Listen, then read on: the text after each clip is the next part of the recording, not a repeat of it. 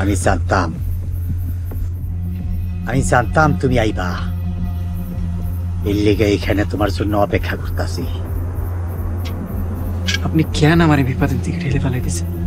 কিসের বিপদ? এই বিপদ বিপদ কইরা 30টা বছর গ্রামের মানুষ অন্যায় অত্যাচার সহ্য কইরা গেছে। আর কত? অন্যায় অবিচার বন্ধ করার লেগে একটা বারুদ দরকার, আর সেই বারুদ তুমি। কিন্তু আমি কেন?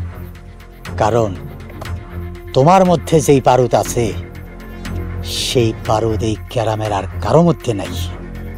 আচ্ছা, আপনি আমার কাছে কি চান? তার আগে কও, তুমি কি কইরাইছো? চেয়ারম্যান শহরের ছোট পোলার গালে দাগ দিয়ে আইছি। এই দেখার জীবনে মুছতে পারবো না।